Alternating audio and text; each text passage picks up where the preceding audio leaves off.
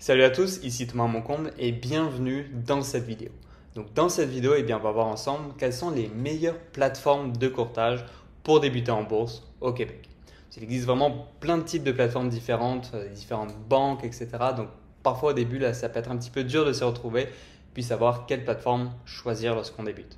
Donc dans cette vidéo, je vais justement effectuer un petit peu un tri pour vous. On va comparer un petit peu les différents types de plateformes pour qu'à la fin de cette vidéo-là, vous sachiez exactement quelle plateforme choisir ou que vous ayez vraiment une sélection très réduite des plateformes à utiliser. Donc pour effectuer cette sélection, on va se baser sur différents critères comme notamment, premièrement, la tarification, les frais, deuxièmement, la simplicité d'utilisation et troisièmement, les différentes fonctionnalités des différentes plateformes. Alors pour ceux qui se demandent vraiment, qui débutent et qui disent « Ok, à quoi ça sert un compte de courtage ?» C'est justement le compte qui va vous permettre d'accéder au marché financier et de pouvoir investir en bourse, acheter des actions, acheter des fonds, peu importe. Donc comment est-ce que ça va se passer? C'est que premièrement, vous allez devoir ouvrir un compte sur une plateforme de courtage. Ça peut être un compte comptant, un compte CELI, un compte REER, peu importe. Et une fois que vous avez ouvert ce compte, vous allez pouvoir mettre de l'argent dedans et ensuite, vous allez pouvoir acheter les actions que vous souhaitez acheter. Alors, la majorité des banques proposent justement des comptes de courtage. Vous savez, par exemple, BMO, ligne d'action, RBC, placement direct, TD, placement direct, CIBC pour investisseurs, Questrade, Interactive Brokers, Disnat de Desjardins, Banque Nationale Courtage Direct, Wealthsimple. Donc, vous voyez que vous avez vraiment beaucoup d'institutions qui proposent des comptes de courtage. Et justement, on va voir dans cette vidéo quelles sont peut-être les meilleures plateformes à utiliser lorsque vous débutez. Donc, premier critère qui va vraiment éliminer beaucoup de plateformes, c'est la tarification. Okay? Surtout lorsque l'on débute en bourse, on ne veut pas payer forcément de frais de commission. Alors, qu'est-ce que c'est les frais de commission? C'est des frais que vous allez payer à chaque fois que vous achetez ou vendez un titre, à chaque fois que vous faites une transaction en fait. Donc, généralement, ça va entre 5 $ et 10 $.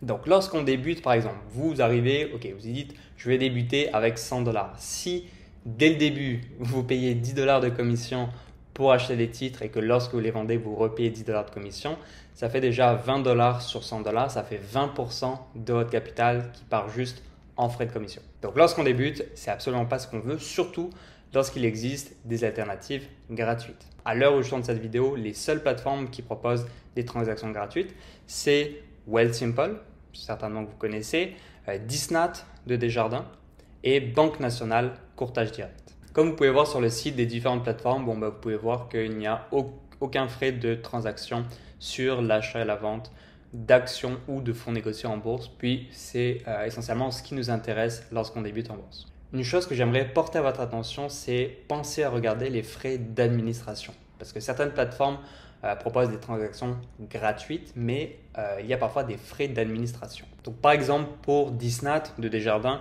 vous avez des frais d'inactivité de 30 $ par trimestre, sauf si vous remplissez les conditions suivantes, qui sont avoir un portefeuille d'au moins 15 000 $ ou effectuer au moins 6 transactions par année, ou si vous détenez un REER ou un FER ou un REE.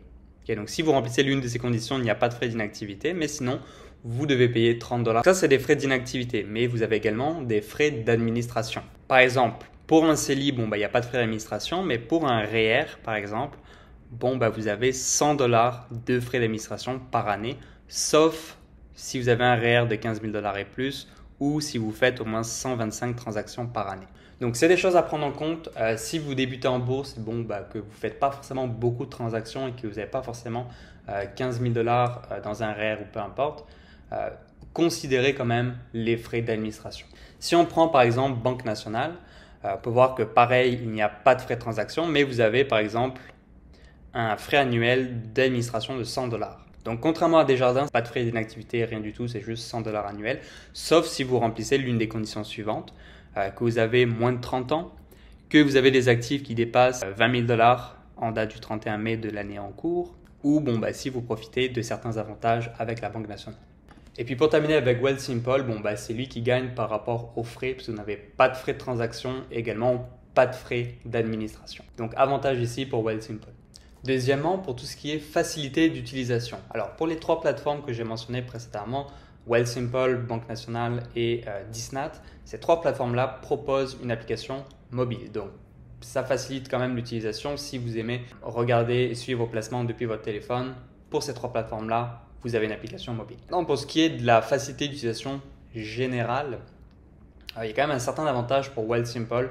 C'est vraiment la plateforme qui sera la plus intuitive. Ça ne veut pas dire que les autres plateformes Disnat, Banque Nationale sont compliquées à utiliser, loin de là.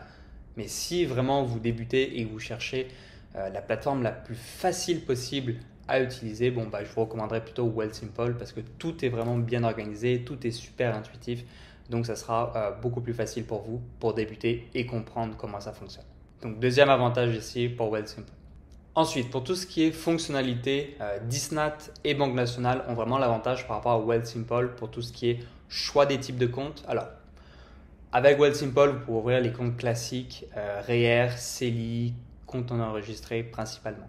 Si par contre vous avez par exemple un compte FER parce que vous êtes à la retraite ou vous avez des comptes REER de conjoint ou des comptes plus complexes, des régimes d'épargne études, sachez qu'à l'heure actuelle, ce n'est pas disponible sur Wealthsimple. Donc si vous voulez ouvrir ce type de compte, il faudra passer par une plateforme comme Disnat ou Banque Nationale. Également aussi pour le choix des investissements, Disnat et Banque Nationale ont l'avantage par rapport à Wealthsimple parce que vous avez accès à beaucoup plus de choix de produits, notamment pour les actions. Sur Wealthsimple, vous avez les principales, mais parfois il y a certaines actions qui sont manquantes.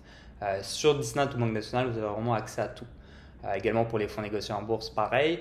Mais l'avantage de Banque Nationale ou Disnat, c'est que vous avez également accès à des fonds communs, vous avez également accès à des obligations et vous avez également accès à des options. Alors, je sais que Wealthsimple parle d'ajouter les options à leur plateforme, mais à l'heure actuelle, ce n'est pas disponible. Puis si vous souhaitez acheter des obligations ou des fonds communs, sachez que ce n'est pas disponible à l'heure actuelle sur Wealthsimple. Il faudra passer par des plateformes comme Disnat ou Banque Nationale. Un énorme avantage par contre pour Wealthsimple, c'est des fonctionnalités d'investissement. Donc par exemple, si vous voulez notamment investir de façon automatique, avec Wealthsimple, vous pourrez mettre en place un plan d'investissement de vous dire par exemple, toutes les semaines, je veux prélever 50 $ de mon compte chèque, le transférer sur mon compte Wealthsimple et acheter par exemple l'action Couche-Tard. Okay, donc vous pourrez mettre en place des plans d'investissement automatisés super facilement avec Wealthsimple. Deuxièmement aussi, c'est qu'avec Wealthsimple, vous pourrez acheter des fractions d'actions. Donc par exemple, admettons vous avez l'action Couche-Tard qui coûte 60 $, mais vous n'avez que 20 $ à investir. Plutôt que d'économiser pour avoir 60 $ et pour acheter une action, eh bien vous allez pouvoir acheter un petit bout de l'action, donc ici un tiers de l'action avec seulement 20 $. Puis à l'heure actuelle, Wealthsimple est le seul courtier qui propose ça. Donc si vous débutez, vous avez vraiment un petit compte, les fractions d'actions peuvent être super intéressantes pour vous. Chose intéressante également avec Wealthsimple, c'est que vous avez des dépôts instantanés. C'est-à-dire que vous faites un dépôt, puis directement vous avez accès à votre argent pour effectuer les transactions. Alors que si on passe par une plateforme plus traditionnelle comme Disnat ou Banque Nationale, généralement le virement prend 2 jours ouvrables avant que vous ayez les fonds disponibles pour investir. Autre chose aussi également à prendre en compte, alors peut-être pas au début lorsque vous allez faire votre première transaction, mais par la suite c'est quelque chose à considérer, c'est l'achat et la vente d'actions en dollars américains. Alors, avec Disnat ou Banque Nationale, vous pouvez ouvrir des comptes en dollars américains. Vous allez par exemple avoir un CELI en compte canadien, un CELI en compte américain. Donc, c'est quoi l'avantage d'avoir deux comptes dans deux devises? C'est que vous allez faire la conversion de vos dollars canadiens vers des dollars américains qu'une seule fois. Okay, donc, vous allez payer le taux de change, les frais, etc. Puis après, votre argent va rester en dollars américains et vous pourrez acheter vos différentes actions, différents fonds en restant dollars américains. Donc, ça vous évite de payer les frais de conversion à chaque fois. Avec Wealthsimple, c'est possible, c'est assez récent, mais c'est possible maintenant d'avoir un compte en devise américaine, mais vous devez payer un abonnement de 10 $ par mois. Alors, pour conclure, quelle est la meilleure plateforme pour investir et pour débuter en bourse au Québec? Si vraiment vous êtes débutant, je vous orienterai plutôt vers Wealthsimple. Okay? C'est une plateforme où il n'y aura aucun frais, la plus simple d'utilisation, vous avez une application mobile, puis vous avez toutes les fonctionnalités de base, plus des fonctionnalités intéressantes si vous débutez comme les fractions d'actions qui pourront être super utiles pour vous. Maintenant, si vous avez des besoins un petit peu plus complexes, donc par exemple, vous voulez ouvrir un régime épargne études, ou vous voulez ouvrir un REER de conjoint, ou vous voulez acheter des obligations, des fonds communs, des options, peu importe, Banque Nationale et Disnat sont vraiment les deux meilleures alternatives pour vous par rapport à Wealthsimple. Pourquoi? Parce que premièrement, vous avez des transactions gratuites. Deuxièmement, vous avez des frais d'administration relativement faciles de les éviter si vous répondez à certains critères. Troisièmement, c'est des plateformes qui sont super simples d'utilisation. Vous avez également une application mobile, donc aucun problème. De ce côté-là, vous ne serez pas perdu. Également aussi, vous pouvez considérer ouvrir un compte de courtage si vous êtes déjà avec une de ces institutions. Par exemple, si vous êtes déjà membre des Caisses Desjardins, que vous avez déjà un compte chèque avec Desjardins, vous avez tout avec Desjardins, vous pourrez peut-être ouvrir un compte Disnat avec Desjardins pour rester au même endroit.